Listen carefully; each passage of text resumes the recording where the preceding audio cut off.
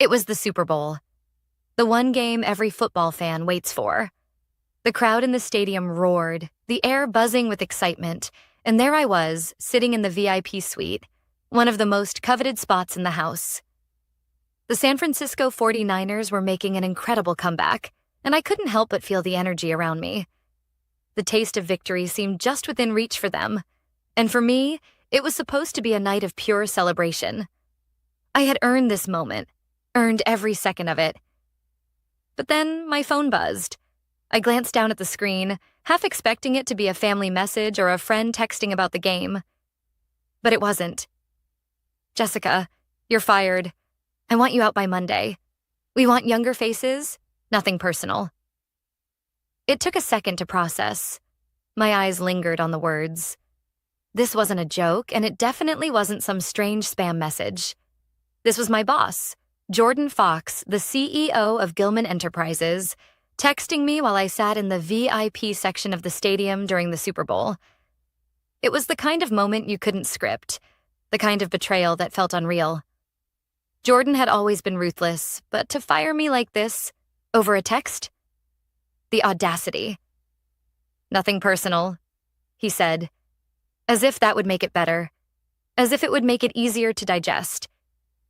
I wanted to throw my phone across the room. I should have. Instead, I just sat there, frozen, looking at the message again and again, trying to convince myself that this was some kind of mistake. But I knew it wasn't.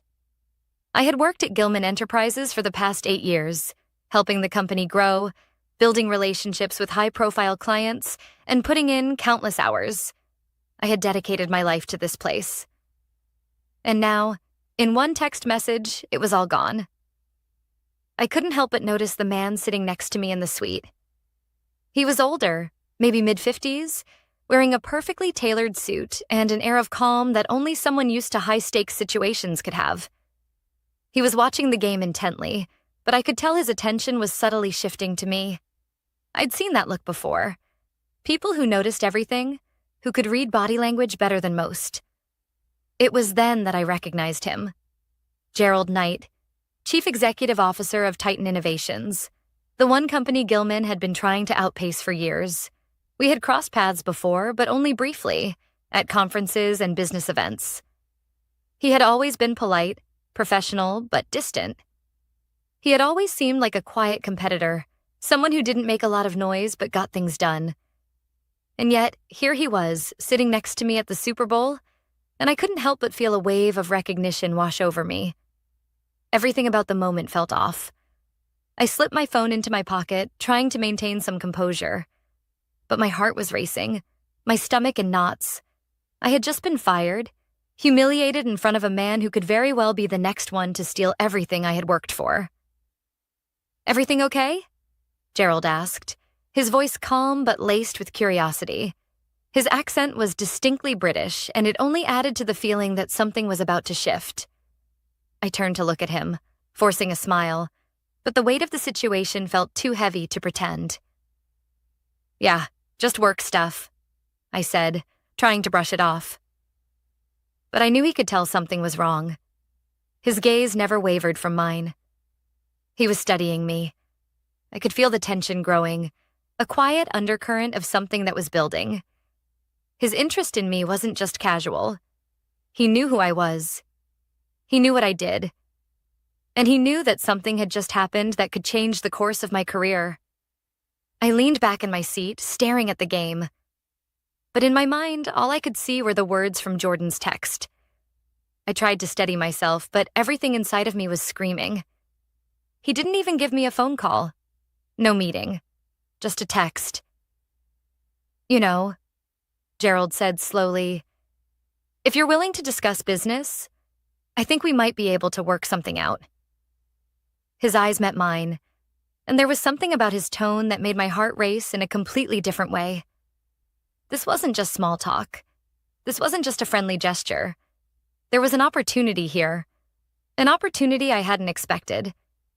It hit me. I had been with Gilman Enterprises for 8 years, but Gerald Knight was sitting right next to me, offering me something.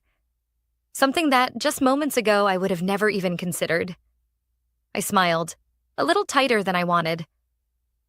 I think I'd be very interested in hearing what you have to say. This wasn't just about the text from Jordan anymore. It wasn't just about the betrayal. It was about something bigger, something far more significant. I wasn't about to let my career slip away. Not just like that. Not over a text. And Jordan had no idea what was coming next. The game raged on, but I couldn't focus on the field anymore. My mind was swirling, the text from Jordan still fresh on my screen, and now Gerald Knight's words echoing in my head. I think we might be able to work something out. The words had been simple, but the weight they carried was anything but. This wasn't just a casual comment. There was an offer here, an opportunity for something bigger, something that could change everything. I shifted in my seat, trying to regain some semblance of composure. I glanced at Gerald again. He hadn't taken his eyes off the game, but I could tell he was waiting for me to say something, to take the next step. Would you mind if we talked a bit more? I asked, my voice steadier than I felt. Gerald turned to me, a smile tugging at the corners of his lips, as if he'd been expecting me to ask this very question. Not at all, he said, his voice smooth, confident. I'm here to listen. The next few minutes felt like a blur as I steered the conversation toward business. I tried to keep my tone casual, but every word I spoke carried a sense of urgency. Jordan's text had left me shaken, but now I was driven by something else. The possibility of something greater, something that I hadn't even considered before. Gerald listened attentively, occasionally nodding, his calm demeanor a stark contrast to the storm brewing inside me. I spoke about my career at Gilman Enterprises, what I had built, the contracts I had secured, the relationships I had fostered across the country. I talked about the changes I had seen over the years, the rise of younger, more aggressive players in the market, and the way the company had shifted under Jordan's leadership. But I didn't mention the betrayal yet. I didn't mention how the firing had felt like a slap in the face. When I finished, Gerald didn't speak immediately. He seemed to be contemplating something, weighing the options. I waited, knowing that whatever he said next could change everything. You've been with Gilman Enterprises for a long time, he said finally, his voice thoughtful. But it sounds like they've been taking you for granted, Jessica. From what I've heard, your talent, your ability to secure clients, is what's been keeping them ahead. But now, he let the words hang in the air. Now, I have a chance to offer you something different. I held my breath. This was it. The moment of truth. I'm looking for someone who can take charge of our expansion into the American market, he continued. I've heard about your relationships with some of the top players in the industry, and frankly, I think we could use someone like you on our team. You wouldn't be just another executive. You'd be in charge of something big, a major piece of our growth strategy. My heart skipped a beat. This was more than just a job offer. This was an invitation to something much bigger. And what's the offer? I asked, trying to keep my voice neutral, though inside I was already envisioning what this could mean. Gerald smiled slightly. A seat at the table, a leadership role in our American operations. You'll be given full autonomy to build out the business here. We'll offer you an attractive salary and an equity stake in the company. In addition, I'm prepared to offer you more than just a title. I want you to have real influence, real control over the direction we take in this market. I couldn't believe what I was hearing. The opportunity before me was enormous, far more than I had ever expected. It felt surreal, almost too good to be true. But the way he spoke, with such confidence and certainty, made it clear that he was serious. I nodded slowly, my mind racing. And what's the catch? I asked, trying to regain some semblance of composure. Gerald's smile didn't fade. No catch. Just hard work. We're building something special at Titan Innovations, and I believe you could be an integral part of that. But the question is, are you ready to make the leap? It wasn't just a question about the job. It was a question about me, about my future, my career, and what I wanted out of life. I didn't hesitate. I'm ready, I said, my voice firm. I want to be part of something bigger, something that values experience and relationships over just the next shiny face. Gerald's eyes lit up, and for the first time that evening, I felt a sense of relief, as if a weight had been lifted off my shoulders. The fire I had been holding back was finally starting to burn. "Good," he said, standing up and offering me his hand. "Let's make it happen." As we shook hands, I couldn't help but think about Jordan, about how his text had been the catalyst for something far bigger than I could have imagined. I had been fired, but in that moment, sitting next to the CEO of my biggest competitor, I realized that it was the best thing that could have ever happened to me. The game may have been over for the 49ers, but for me, it was just beginning. The following week felt like a whirlwind. What had started as a shocking text from Jordan Fox had rapidly morphed into something far more significant. As I sat in my office at Gilman Enterprises one last time, clearing out my desk, I felt a strange sense of satisfaction. I had no idea that a week ago, sitting courtside at the Super Bowl, I would be in this position. But now, with the offer from Titan Innovations on the table, the future seemed full of possibilities. Jordan hadn't even reached out since the text. Not that I expected an apology or explanation. He was too busy trying to salvage what was left of his crumbling empire. I had already learned from Patricia, a colleague in HR, that the company was struggling to keep clients happy, especially after my departure. It was a small but satisfying piece of information, knowing that I hadn't been the only one whose departure had shaken things up. But now, my focus was entirely on the opportunity ahead of me. I had spent hours on the phone with Gerard Knight, discussing the finer details of my role at Titan Innovations. The more we talked, the more I realized that this wasn't just a job offer. It was a chance to take everything I had learned over the past decade and put it to use in a company that appreciated my experience and relationships. I had already made the decision. Titan Innovations was where I belonged now. The day I officially handed in my resignation was nerve-wracking, but not for the reasons I had expected. I had prepared myself for the confrontation with Jordan, for the uncomfortable moment when I would have to face him. But to my surprise, when I walked into his office, he barely looked up from his computer. "Jessica," he muttered without even glancing in my direction. "I see you've made up your mind." I didn't respond at first. I simply handed him the resignation letter I had drafted earlier that morning. He didn't ask me why. He didn't argue or try to convince me to stay. Instead, he nodded absently, still focused on the screen in front of him.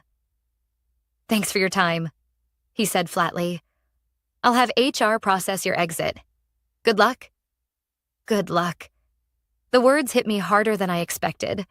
After everything I had done for this company, all the sacrifices, the long nights, the travel, the relationships I had built, it all came down to a simple, dismissive, "Good luck." I didn't say a word as I left his office. The reality of what had just happened settled in. This was the final step in my departure from Gilman Enterprises. But as I walked out of the building for the last time, I couldn't help but feel a rush of excitement. I was free. And I was moving on to something far better. A few days later, I sat across from Gerard Knight in his sleek London office. We had finalized the details of my contract, and now it was time to discuss the next steps. "Are you ready to hit the ground running?" Gerard asked, leaning back in his chair with a smile. His eyes gleamed with confidence, and I could see why Titan Innovations had become a force in the industry. He was a man who knew what he wanted and how to get it. "Absolutely," I said, feeling a wave of anticipation. "I've been preparing for this moment for years." Gerard nodded, clearly impressed. "I know you have. That's why I'm bringing you in to oversee our American expansion. We've had our eyes on this market for some time now, and with you on board, I'm confident we can take the lead." I smiled. It wasn't arrogance, it was the confidence that came from knowing you had the tools to succeed. This wasn't just about stepping into a new job. This was about proving to myself and to everyone else that I could build something even greater than what I had left behind at Gilman. We spent the next hour discussing strategy, how we would position Titan Innovations in the American market, the key players we needed to connect with, and the roadmap for expansion. I was surprised by how much autonomy Gerard was willing to give me from the start. This wasn't just a job. This was a chance to create something from the ground up. As I left the meeting, I felt a fire inside me that I hadn't felt in years. This was it. This was my opportunity to show the world what I was truly capable of. And more importantly, this was my chance to prove to myself that my career didn't have to be defined by a company that saw me as disposable. That night, as I sat in my hotel room, I reflected on everything that had led me to this point. I thought about the years I had spent at Gilman Enterprises, the relationships I had built, the clients I had secured. And then I thought about the betrayal, the cold text that had set everything in motion. In the past, I would have let that kind of injustice consume me. But now, I felt nothing but gratitude.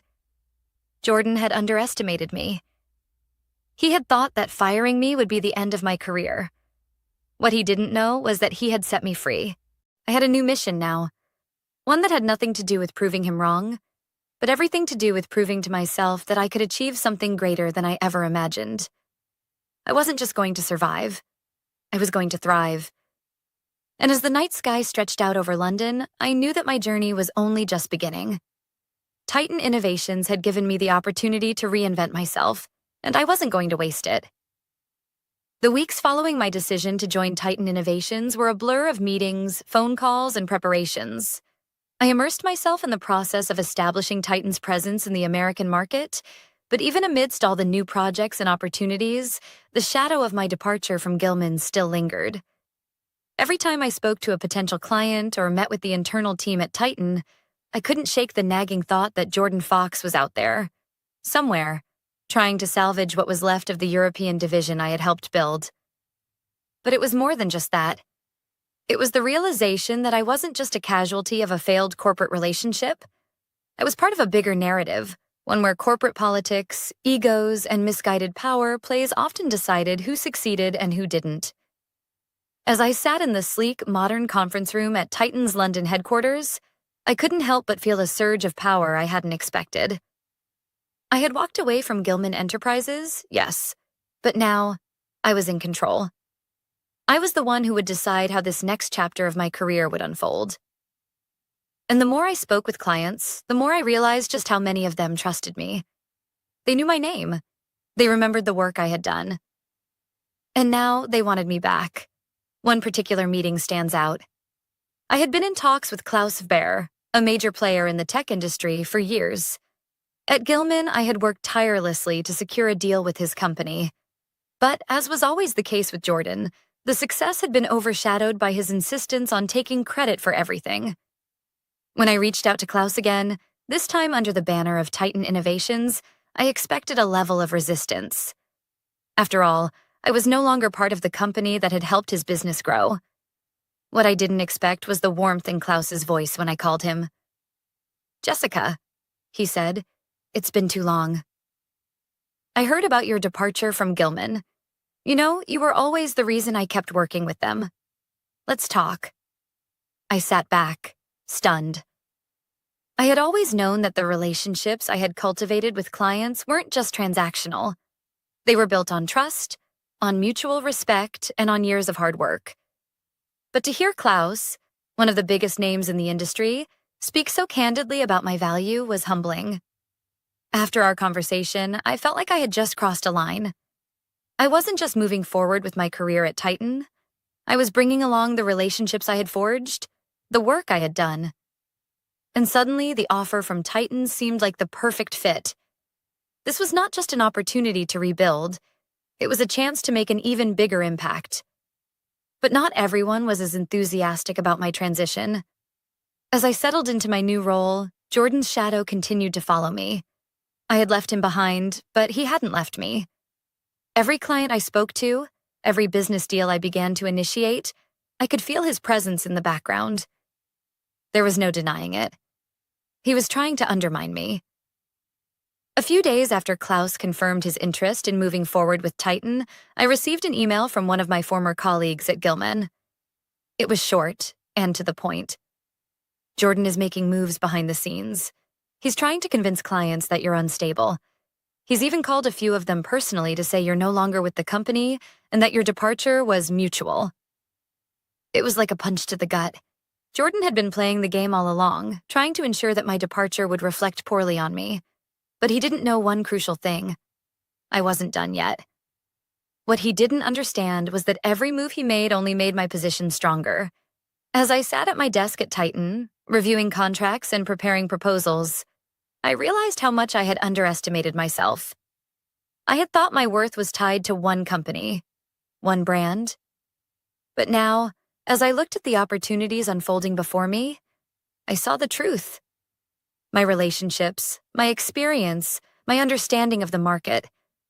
Those things were invaluable. And it was clear to me now. I wasn't just competing with Jordan. I was playing a bigger game. One where I could outmaneuver him at every turn. The following weeks were filled with strategic calls and meetings with Titan's top executives. They were all excited about the clients I was bringing with me, and the momentum was building. Every time I picked up the phone, there was a sense of urgency and possibility that hadn't been there before. With each new client, my confidence grew, and with it, the distance between my past at Gilman and my present at Titan. But even as I reveled in the success, Jordan was still lurking. I had received more updates from Patricia. Word around the office was that Gilman was desperately trying to hold on to its clients. They were offering deep discounts, promising better services, and even starting to restructure entire divisions. They had no idea what they were up against. I smiled to myself. I had known exactly what I was doing when I left. I had been fired. But Jordan's plan to get rid of me had backfired in ways he couldn't have possibly predicted. What he thought was a simple firing had turned into an opportunity for me to take control of my future. And it was one I wasn't going to let slip away. A week later, as I reviewed my strategy for Titan's US expansion, I felt a shift. The momentum was building, and I could feel the power of my position growing with every call I made. Jordan had underestimated me, and now I was about to show him just how wrong he was. This was my time, and there was nothing he could do to stop it.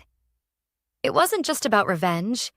It was about proving that loyalty, hard work, and integrity always paid off in the end. And Jordan Fox was about to learn that lesson the hard way. The phone call came late one evening, just as I was wrapping up a meeting with a potential client in New York. It was a number I didn't recognize, but something told me it was important. I hesitated for only a moment before answering. "Jessica, it's Patricia," came the voice on the other end. "I've just heard from some of the people at Gilman. You won't believe this." I leaned forward, instinctively bracing myself. "They're panicking." Patricia continued, her voice low. "I've been getting updates all day. It seems like word is spreading fast about your new role at Titan. Your clients are backing you, but there's more." I was quiet, waiting for her to continue. "Riley's not just losing clients. He's losing control. They're trying to save face by throwing you under the bus, saying you were the one who abandoned them first. They're doing everything they can to push the blame onto you." I sighed. I had expected this. Jordan and his team were desperate, looking for anyone to blame for their growing mess. But it wasn't going to work. "Did they really think I was going to just fade into the background?" I said, shaking my head. "I built those relationships. They didn't understand how deep my ties were to the clients they now think they can replace me with." "I think they're about to find out the hard way," Patricia said. "Word on the street is that Riley is getting pressure from the board. The German firm he's been negotiating with for the European division is pulling out, fast. They've just lost 2 of their biggest contracts." The news hit me like a punch to the gut, but I knew I had already played my part. The cards were falling in place, and Riley had no idea what was coming next. I took a deep breath. It's only a matter of time before they realize what happened. How fast can we move on this? Patricia hesitated, then replied, "I've already got the lawyers looking into it." The next few days are crucial. If we make a move now, they won't be able to recover from this. The next morning, I woke up early, my mind buzzing with plans. Titan Innovations was growing faster than I had imagined, and the clients I had brought in were thrilled with the direction we were headed. But as much as I was enjoying the progress, there was something deeply satisfying about the way everything was unfolding. I had never expected Jordan to collapse so quickly. But then again, his arrogance had always been his downfall. I spent the day on calls, discussing final contract details with the new clients while simultaneously preparing for the next phase of my strategy. I had to be patient. Timing was everything now. I couldn't rush the process. I had to let the foundation of trust I had built over the years work for me. Then, just as I was finishing up the final touches on an expansion plan, I received another call, this time from Gerard. "Jessica, I need you to listen carefully," he said, his voice serious. "I've just received a very interesting phone call. Riley Fox is in full damage control mode. He's calling people left and right, trying to keep them from jumping ship. But there's something more. He's trying to do damage to your reputation, saying you sabotaged the European division on your way out." I gripped the phone tighter, a surge of anger rising in my chest. I'd known this was coming, but hearing it straight from Gerard made it feel real.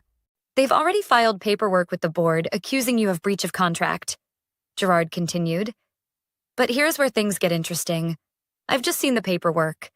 They've been backdating things, and we've got a case to expose their lies." I felt a sense of calm wash over me, the tension from the past few days suddenly lifting. This was it. This was my moment to not only expose their lies, but to finish what they had started. "I've already spoken with the lawyers. We're ready to file," Gerard said. "This is your chance to take everything back, but it has to happen quickly. We're going to hit them with everything we've got." I took a deep breath, steadying myself. "Let's do it." The following Monday morning, I walked into Titan's office with a clear sense of purpose. The last few weeks had been a blur of calls, meetings, and strategy sessions, but now everything felt like it was coming to a head. My clients were all on board, and Titan was positioning itself for rapid growth. But there was one final piece of the puzzle that needed to fall into place. Gerard and I had worked out a plan to expose the false claims Riley had made about me, and we were ready to present it to the board of directors. We had proof of the backdated documents, the lies he had spread, and the deals he had tried to make behind the scenes to cover his own tracks. As I walked into the meeting with Gerard by my side, I couldn't help but feel a small smile tug at the corners of my mouth. This was it. I had taken everything I had learned, every lesson from the past, and turned it into something more powerful than I ever thought possible. The room fell silent as I stood before the board. Riley was sitting at the far end of the table, his face flushed with anger. He knew exactly what was coming, and this time I wasn't going to back down. "Thank you for your time," I began, my voice steady. "I'm here to show you the truth. And the truth is, your leadership has been built on lies." I watched as the board members shifted in their seats, glancing nervously at each other. Riley's eyes darted between us, and I could see the panic creeping into his expression. I had done it. I had taken everything back. I had shown them that I was more than just an employee to be discarded. I was a force to be reckoned with. By the time the meeting ended, Riley was being escorted out of the building. The board had voted to remove him from his position, and in his place, Gerard Knight would be stepping in as the new CEO. The company was finally in the right hands. As I left the boardroom, I felt a sense of quiet satisfaction. The game had changed, and I was the one who had rewritten the rules. And in the end, it wasn't just about taking down Jordan Fox. It was about proving to myself that no matter how many obstacles they put in my way, I would always find a way to rise above them.